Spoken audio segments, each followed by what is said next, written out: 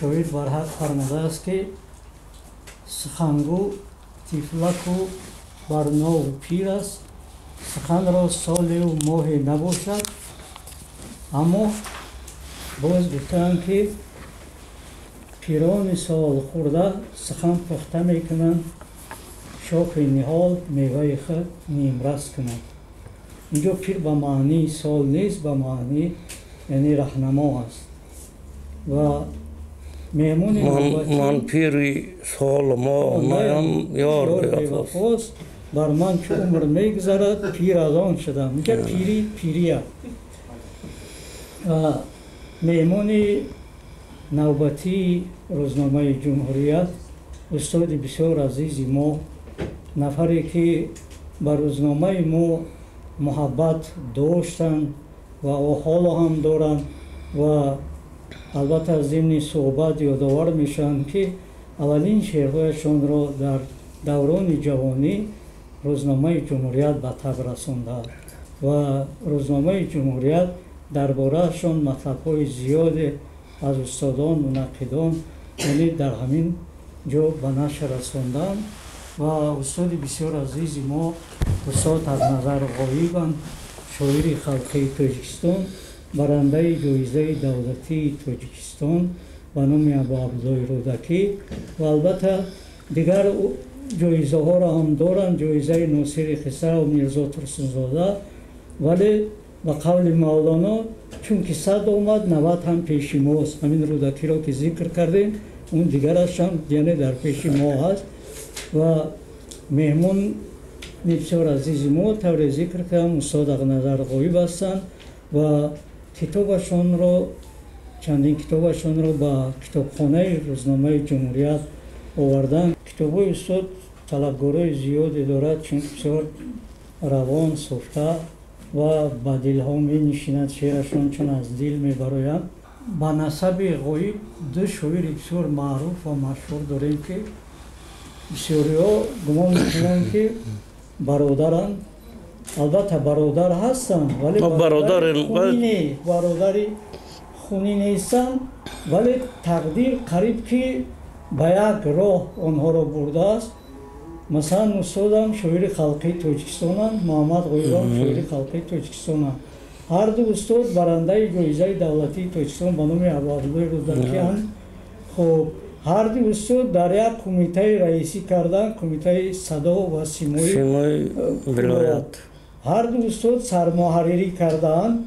استاد در نوید خطلان در خطلان و محمد غایب در جمهوریت. خلاص که با هم بسیار هر دو هم سازی موسیقی را بسیار خوب می نوازند و از اشعار هر دو هم آوازخوان‌های زیاد آهنگ بستند که در این مورد البته با صحبت علایده خواهیم داشت. ولی من فکر میکنم که تا به این پایه رسیدن کاری دشوار است. این راه رو طی کردن و از زبان خود شاعر بشنویم که آیا شاعری خوب شدن دشوار است و در آن چی اسرار است؟ نگاه در دنیا کاری آسان عموما وجود نداره. برای شاعر با قسمت دیگر خیلتر است. یعنی که قسمت شاعر دیگر خیلتر است به آن معنی که شاعر هم کار میکنه فقط وقت خالگیش شب میماند. شب در اختیار شاعره، روز در اختیاری در وضعیت کاری. بنابراین شاعر شدن کاری آسان نیست. یعنی خواب آمیدزدی. مثلا من بعد کار می آمدم چند لحظه خواب میکردم، یک باید کار کردن نمیشد. چند لحظه خواب میکردم و بیدار که میشدم بعد با اصفه شعر میشدم. رحمتی حبیب الله و فیض الله هم همین خیل بودند. یک مدت ما در خانه کسان زندگی در دوشنبه دویدیم، در خانه کسان زندگی میکردیم. خونه رجب مردان ما رفته دعا کردن یک خانه داشت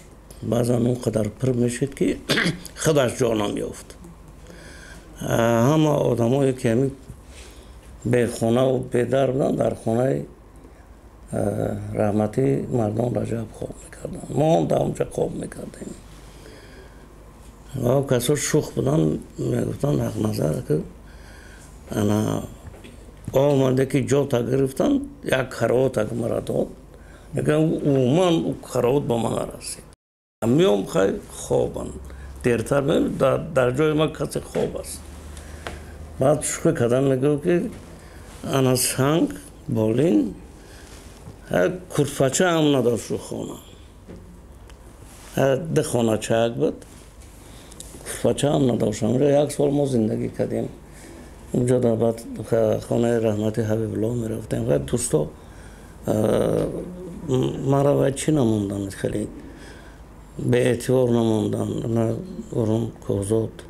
خانه او کسا می رفتیم خانه لایق می رفتیم لایق دوست من بود از سال 1966 خلاصه که دوستا در همین یک سال ما را نگذاشتن که خوار شویم جای خوب میافتیم ولی مشکل بود خب باز بعد با برگشته بعد جایم رفتم با وجود یعنی نشد میگویم این کدام وقتی که کرپو را از خانه رجب مردم میبرن که افتاو کنن کدام دزد کرپو را میدزدد رجب مردم میاد اما خاموش که صاحب خانه حاضر از فرصتی کرپو در کجا است نیست دزدیده است میبیند که اما تبها گرفته میگوید چی تبهتون گرفته است میگوید که همین خیلی کرپو را افتاو کردیم دزدیدن رجب مردم جدی خودش را میگیرد میگوید خزید همه از جو تک سری را گیرید همه نمیدونن چی گفت دزده بیاوید این تک سری را بتین با او به تک سری خیلی خوب میرازه همین خیلی روزگارها خیلی ما دست جوانای بسیار یعنی گرفتیم شوید شدن حال خیلی من میگم اینا محمد ماتماتیکا میخوند هرچند میگفتن که قسمت شاعری های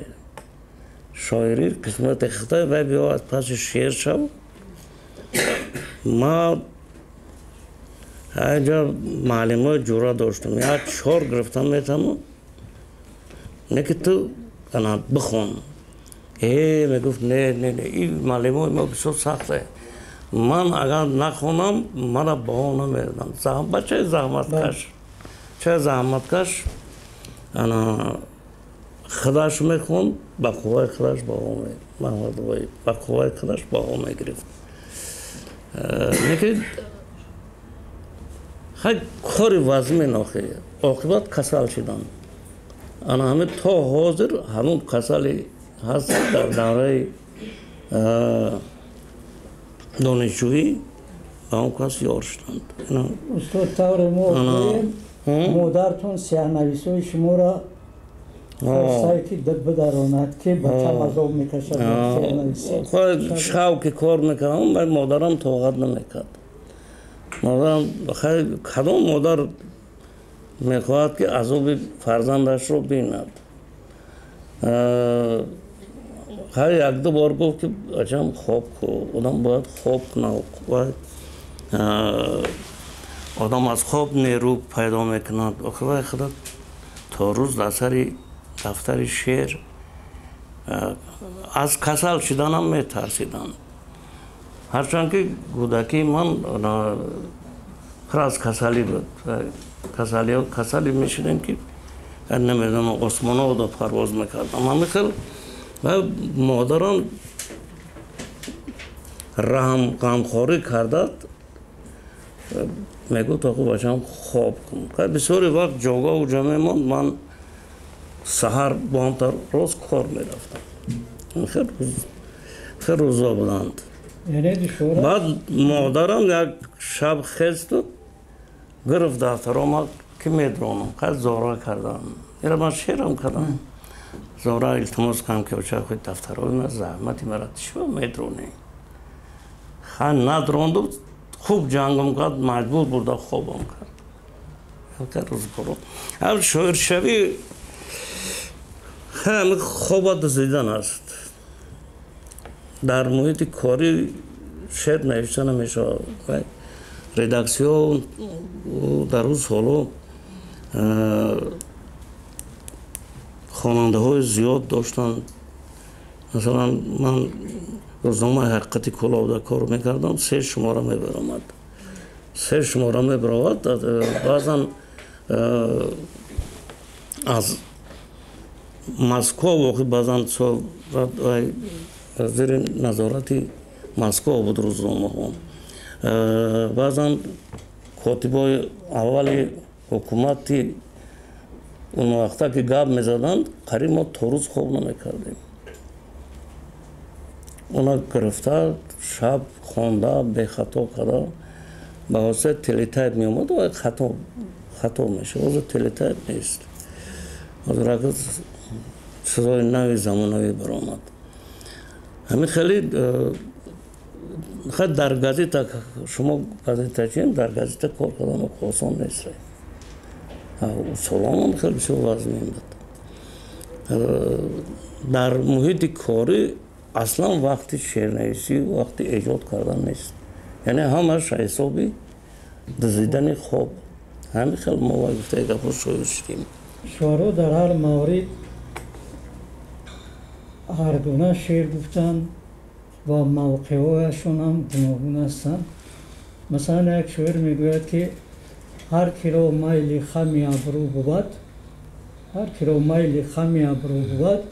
روبرو بودن به از پهلو بود یک شاعر دیگر رد میکرد میگوید که نمیگه روبرو بودن نشانی دشمنی است یار آن باید که در پهلو بود خلاص که استاد شما 2 ساخت را شاهد بودین در 2 ساخت زندگی کردین در 2 ساخت جمعیتی و در 2 دوران و چی این 2 ساخت به ایجادیات شما چگونه تاثیر رسوندن و تا کجا؟ از راست گوین دولت شوروی یا دولت بسیار بزرگ بود من سال 43 یعنی در همین دولت به دنیا آمدم ساخت پیش نمیدانستم در جوانی البته حتی وقتی که ستالین از دنیا گذشتند همه ما گریه کردیم همین خیلی به محبت ستالین بسیار در بین مردم بسیار بزرگ بود هرچند که بعد سالهای جنگی مثلا تا سالهای 66 عموما احوال مردم بسیار بد بود بعد جنگ در حالت بسیار وزمین زندگی میکردم مردم نون جگارگی میخوردن نون ارزنی میخوردن من همین گندم نبود آرد نبود شرایط بسیار وزمین بود پدر ما به هر نوع که راهبر بود مادرم یک مدت مدیر یسلی بودن آدمای گشنه بعضا می آمدن مثلا در قد کوچه نگاه میکردی که بسیار بی‌حال مادرم گردسوز تیار میکردن در یک دیگه کلان گردسوز تیار میکردن خیلی اوچه نخواه آشخانه و دیگه سوام نبودن اما صدها آدم ها را اوچم میگفت که همین که یکان آدم بیگانه را دیدی مبادا از گشنگی آمده باشه گرفته خانه بیار می آوردم تیز همون گرسوز میداد چون که یک و یک خوراکی به قوت خوردنشون ممکن نیست بعضا شاید سالهای 30 تا اوچم نقل میکرد که آدم ها پرتاب بودن بعد خیلی گرده و آب همین خیلی میچکانده بعضا از زنده میماندن بعضا نه همین خیلی روزگار رو نقل میکرد بعد همین جنگ هم روزگار مردم کاملا بسیار ناخوب بود بسیار ناخوب بود خیلی بعد یک روزگار نقض شد. همه دب حکومت شوروی بهتر شد که برهم خورد. این روزگار رو ما دیدیم. من همون زمان داد کوشش میکردم که خیلی گوش میکردم رادیوهای ایران گوش میکردم، رادیوهای افغانستان گوش میکردم. بعضا مصرهای شعر رو می نویسم، بعضا شعر رو می نویسم، نوشته می گرفتم. انا گوش میکردم. از همونجا گفته گفت که بعد آهسته آهسته بعد فهمیدم که مثلا این سرزمین ها سرزمین های اشغالی بود اصلاند. سرزمین های اشغالی بود اصلاند. یعنی که از بحر سیاه سر کرده تا بدخشان این طرفی دریای بخش یاقسو اون طرف بالاش یاقسو. همین طریق گفته گفت که میده بعد با تاریخ ملت رو آوردم. از جمله عبدالنبی ستارزاده میگن که ما حق ندارم چون شاعر لیریک میشناختیم. واقعا همه خیلی بود و هر یک شاعر از لیریک اثر میکند، یعنی از عشق، محبت یا دیگر دوستداری. من از محبت سر میشم. ما خیلی از محبت سر کردیم. بعد گفته گفت که وقتی که تاریخ ملت با تاریخ ملت شناس شدیم، بعد داستانگویی را سر کردیم. داستانگویی را سر کردیم. خیلی یک جا گفت عبدالنبی ستارزاده با گفته این کس که در عین زمان داستانهای تاریخی که من گفتم نظر به دیگر ایجادیاتم گویا برتری داشته باشد و این داستانها رو هر ناماندگی عبدالنبی ستارزاده سیمفونیای شعری ناماندن. سیمفونیای شعری به این معنیه که اینا یک حکایت نیستن. من داستان ها به طور حکایت نگفتم. داستان ها پرچه های به هم علاقه مندن. پرچه های علاویده مستقلی به هم علاقه مندن. برای همین استاد عبدالنبی ستارزاده این اثرها را سیمفونیای شعری ناماندن. این دیگر نامی نسبتا نه. بعضا رفقای دیگه بود دیگه خیلی ناماندن. نه که در همین کتابی در تجلی آفتاب علامه اقبال چاپ شد. در اونجا بیشتر جانبداری و عبدالنبی ستارزاده شدند. بعد جنبستش در اختیار ما میگلته. نورهای زرین آفتاب به اشک تبدیل می‌یابد. مثلا ما ملت هرمزدی، ملت پیوند آفتاب میدونند. مثلا قوم ما خودشون یک نسخه از آفتاب میدونند، خورشید ندارند. انا برای همین آفتاب هم میگرید. استاد شما از علامه اقبال یاد آوردید و واقعا طوری که علامه اقبال میگویند و به خود شما هم ارتباط دارد، یعنی شناخت مسئولیت در ایجادیات. علامه اقبال میگوید که زمان با شاعری رنگین بیان گوی، زمان با شاعری رنگین بیان گوی، چی سود از سوز اگر چون لاله سوزی. نه خود را میگدازی ز آتش خویش، نه شام دردمند برفروزی. واقعا هر نفری که این داستانهای شما را خوانده است یا میخواند و این حقیقت یک بار دیگر باور میکند و این حقیقتی است که نیاز اصلا به ثابت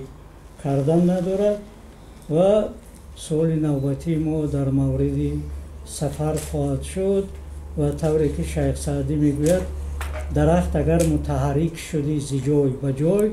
نه جور اره کشیدی نه جفای تبر. یعنی اگر درخت حرکت میکرد نه او را اره میبرید نه جور تبر میکشید. و ما با استاد سفرهای زیادی کردن، چه در замони шӯравӣ ва чӣ баъди истиқлол. аз ҷумла дар як сафар соли 2008 мо ҳамсафар будем дар Эрон ва устод вақте ки бо амрои устод ва ӯ роҳбаладо ба китобхонаи миллияшон ворид шудем, он вақт толибилмо ва муассилини мактаб ба тамошои ҳамин китобхона омада буданд, дидан мекарданд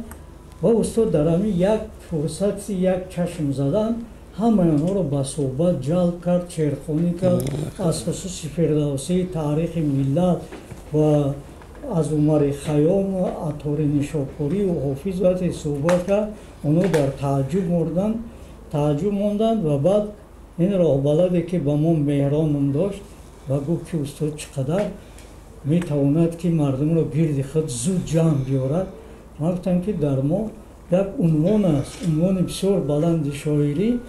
шоирӣ мардумии Тоҷикистон, албатта оҷа халқӣ намегӯянд, мардумӣ мегӯянд. то агар ҳамин пояро нагзарӣ, яъне натавонӣ дар гирди худ мардума ҷамъ оварда, унвони шоири мардумӣ наметавонад. яъне ӯ ҷамъ меравӣ, аз ҳамин имтиҳонҳо мегзарӣ, дар як нишаст ё ки дар як суҳбати сайрроҳӣ агар 200-300 нафара ба худ ҷалб карда натавонӣ, унвони шоири мардумии Тоҷикистона гирифта наметавонӣ. устод шоири мардумии Тоҷикистон аст. ва воқеан мо аз ин чизро зикр накардем ки устод дар беш аз 60 соли эҷодаш беш зиёда аз 30 китобашон ба таб расиданд, аз ҷумла ба хати форсӣ. ва хонандагони Эрони ба ашъори устод ошноӣ доранд ва дар ҳамун анҷумани байналмилалии шеъри форсӣ ман наҳз дар хотир дорам ки устод дар бораи Абулқосими Фирдавсӣ ва мавқеи ӯ дар иттиҳоди миллатҳо ва дар пойдории забон сухан гуфтанд ва як толори пур аз одам ба ифтихори устод каф заданд ки ин боиси ифтихори мо буд. ва баъд аз он ҳам садоу телевизион, яъне симои Эрон аз устод бо устод суҳбат доштанд, шеър хонданд устод. ва яъне саволи навбатӣ дар мавриди сафарҳо аст ки он чӣ таъсире ба иҷодиёти шумо ва масъулияти шумо гузошт? Ман олам дидан мегӯям, одам дидан аст.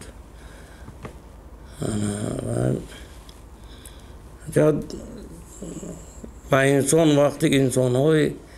гуногун вомехӯрид, бештар одам худашро кашф мекунад. худи инсонҳо гуногун ҳам бошад, ба дигар забон ҳам гап зананд, вале ғаму андӯҳу дарду орзу ҳавасҳояшон ба ҳам монанд аст ва ҳамин чиз инсонҳоро ба ҳам мепайвандад. устод вақте ки ман талабаи мактаби интернат будам, яъне миёнаи солҳои 70-уми асри гузашта, китобе бо хати форсӣ бо номи Мушоира чоп шуда буд ва дар он ҷо як шеъри Ҷолабаде Исфаҳонӣ бисёр писандам афтида буд. яъне Ҷолабаде яке аз шоирони бисёр машҳур аст, шинохта аст ва соли 1965 узви иттифоқи нависандагони ССР, яъне ҳамин Тоҷикистон шуда буд ва дар Москва зиндагӣ мекард. ва вақте ки шеърҳои устод дар маҷаллаи Садои Шарқ ба таб мерасад, он вақт ба фикрам 33 сол доштанд. Ҷолабаде махсус ба хотири шиносоӣ бо устод Ақназарғоиб аз Москав меоянд ва нохост ба Кӯлоб ташриф меоранд. яъне аз рӯи муҳаббате ки ба иҷодиёташон, ба навҷӯияшон доштанд, ман мехоҳам ки дар ҳамин хусус яъне эътирофи як шоири тавоно ва ки шоири ҷавонро эътироф мекунад ва шеърашро меписандад, ин боиси ифтихори на танҳо мо, балки тамоми миллат аст. ва мехоҳам аз ҳамин хусус ёдовар шавед ки яъне Ҷолабадеро як бор ба ин восита ёд биёрем. хайрат, ҳамон рӯз ман дар кабинет будам, бехабар омаданд. با استاد لایق بعد پسرشون بیژن عکس‌ها راست بعد در کتاب‌های هم بعضا عکس‌هاش دادم و جا کردم همین ژولا بده واقعا از شاعرای توانای ایران است از شعراش خونی همش درد و غم ایران است درد و غم ایران است از همراهان استاد لاهوتی از انقلابیان همون دوره یا مکتوب هم کردند یا مکتوب هم نوشتن همون شعرهایی که صدای شهر چاپ شدن من در دفتر کاری نشستگی بودم که نگاه میکنم لایق آمدن در آمدن حیران شدم اگر قدی آغوش رفتیم شاب به خبر ای تا فرمود میریم ژولا بده با پسرش بیژن رئیس خواجگی ما بسیار آدم با معرفت بود همان اول حکومت زنگ زدم که خیلی مهمان داریم بعد با او رئیس همان زنگ زدم که ژولا بده آمده است و حکیم بابایش میگفتن اون کسا ایران و افغانستان و همه اینجا را دیده بودن دوره شوروی بوده یا که از آدمان بسیار مشهوری دوره شوروی بودن بعد گفت که چی نیاد من گفتم که امشبش خانه ما ژولا بده به خانه میبرم بعد اون کس گفتن که اونا خارجی هستند مهمان خارجی هستند شما یک برده خانه تون نشان دهین یا درآین بعد به بهانه تماشا با مرکز خواجگی بیاین امشب ما اون کسا مهمان داره میکنه و همین خیلی کردن یک خانه در آمدیم یک خیلی گفته گفت که دعا و فاتحه رسمی را گذراندیم و بعد مرکز خواجگی رفتن که خیلی علاقه دا ما را پیشواز گرفتن و اون شب صبح بزمی خوب تشکیل کردند از جمله حافظای کلابی بابا جان عزیز سریا همه بزم هم دادیم بسیار خرسان شد و یک کرته چکن کلابی پشاندیم ژولا را همین خرسان شد به همون رقص کرد افسوس که همون عکس‌ها را صورت نگرفتن اونجا صورت گرفتن هم بعضا همون شطر همه رو داشته ایلا کنه همین برنده انا گفته گفته که انا بسیار تعبیب ژولا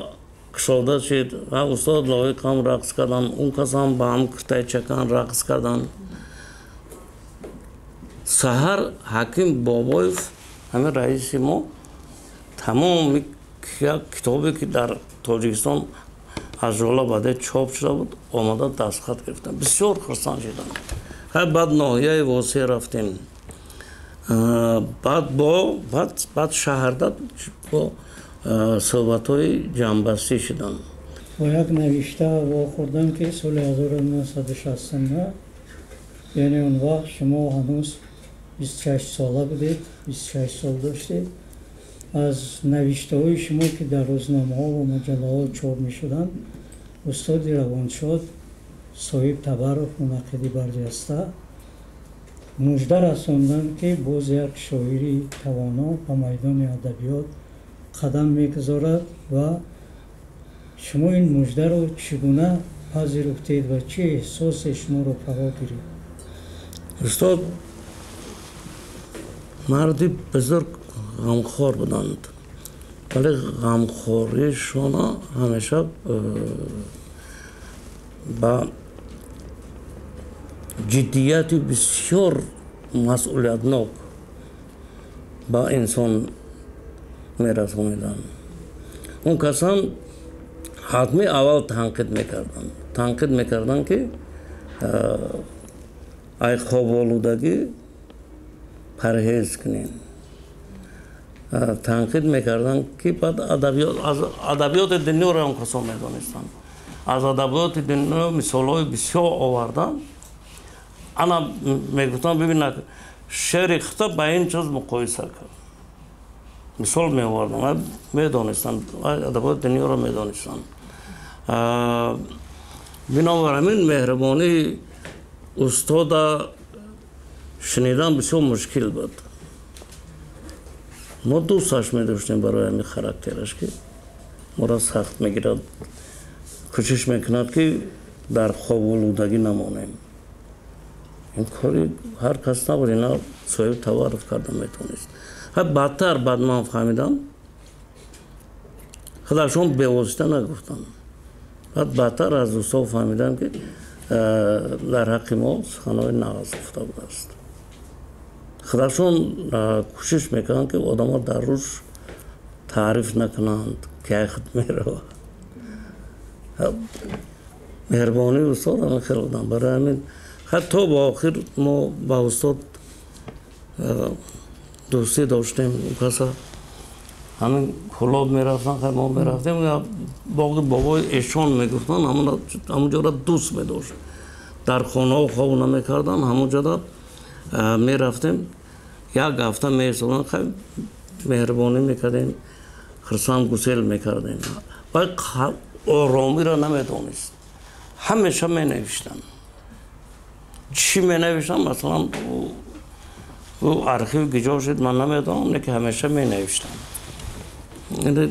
خاطره ها رو می نوشتن درباره هر یک شعر می نوشتن هر یک شعری که در یک گازیت چاپ میشد اون کسا حتمی چیزی می نوشتن ما در خانه های همه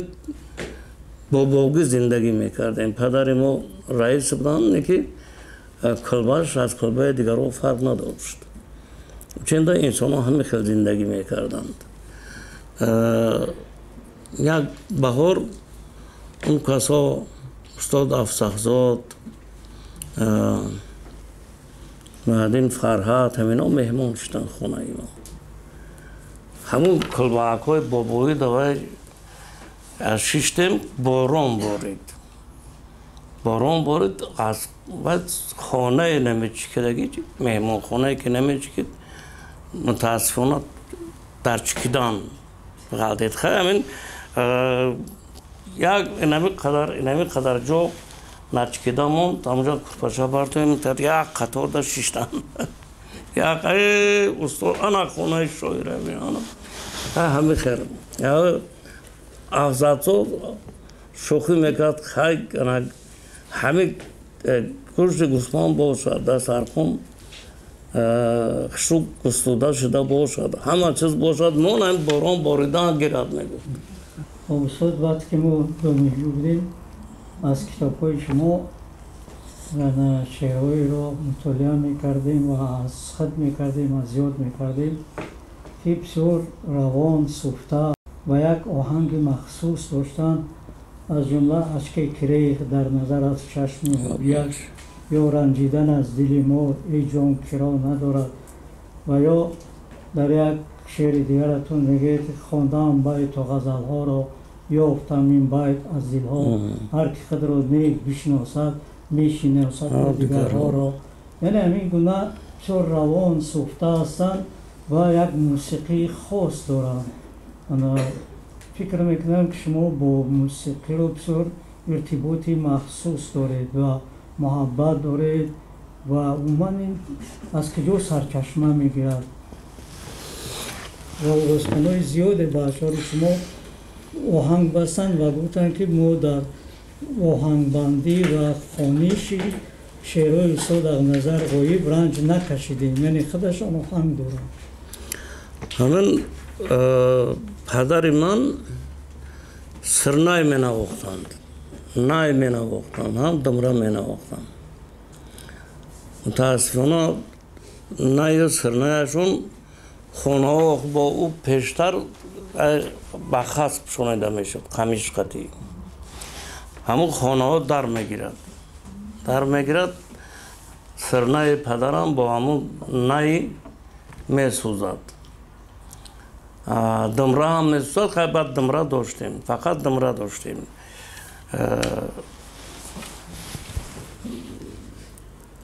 در محیط خیلی وقتی پدرم حافظی هم میکرد در محیط خانه تعبش خوش میشید دمره را گرفته یک سفیداری بلند صد انچه یک برگیتر دارد پسر در روی عشق افتد پروای پدر دارد این سوره میخوندم این ما شعرم کردم مادرم با دمره در معرکه زنها ترانه و سرود میخوندن من دمروک میگویم هم دمروک پدر بودم هم مادر معرکه ها مرا میبردم فرزند یگانه که بودم دلشان نمیشید که به من بروند نه جگری سوخته معرکه ها بنابرای دمره می نواختند و حافظی میکردند همسایه ها همون نای می نواختند من نواختن اول از دمره بعد گیتاره بعد می نواختم بعد رباب دا گذاشتم علاقه دا من در صنف پنجمی هم سرنای می نواختم هم نای می نواختم هم دمره می نواختم که گیتاره می نواختم یک جوجک خودم کرده بودم 4 تار داشت نظر به جوجک هایی که سکریپ کرد نظر به این آوازش بلند بود همون هم نواختم نوید پیسرها کدام کس فریب کرد هم را گرفته برد طولام هم خیلی نایم هم کدام کس خیلی گودک دا فریب میکنه که اتاد میگه نایا بته اتاد میگه دمره را بته اونتا دزدی کردم من علاقه در صنف پنجم هم حافظی میکردم هم گفته گفو که توی میرفت توی او دا وای امون چند طولا بازم وای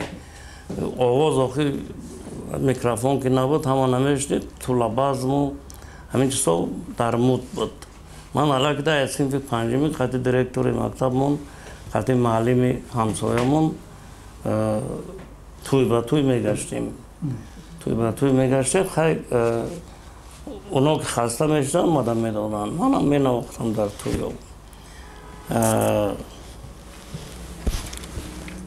سوم هم میدادن سوم میگاتید یا بعد من نمیگرفتم که مجبور میدادن خیلی همین خیلی گفته گفت که الله که داد صنف هفتمی انتخاباتو توی برین میگذاشت انا که همون انتخابات دو همان نای میکشیدم یک سرنایی از خمیش ساختگی داشتم و یک چوچک گرفته در اینجا موندن همینطوری هم اونا می نواختم هم حافظی میکردم بعد کدام کس پدر نگفت که اوکی پسر تا چشم میرسه بچه 14 ساله بعد اتم ای مرکه گرفته بیرون میکرده پدر نرفت گفت اوکی و من اولی اوکی همه در پیش ای چی قصر آسی من تنبیه میکردم همون تنبیهش تو حوض را باید نه دوستان سوالی اخیران و عنعنوی ما که در مهمونی روزنامه جمهوریت هستید یعنی چی درخواست تمناها و پیشنهادها با کارمندان خاصه کارمندان جوانی روزنامه ما و با خوانندگان سیر شما رسید قلم بسیار چیزی مقدس است همین قدر است به همین آدم ها شو کردن ممکن به همین آدم ها خرسان کردن ممکن مخصوصا روزنامه نگارا من همین قلم چیزی مقدس است آن چیزی که نوشته شد این میماند آن چیزی که با قلم نوشته شد میماند همین قلم اگر شما مقدس دانید دیگه اون طرفش همه نیکی است بسیار سپاس می نمویم که دعوت روزنامه رو خوش پذیرفتن و تشریف آوردن و صحبت جالب کردن و یک جهان سپاس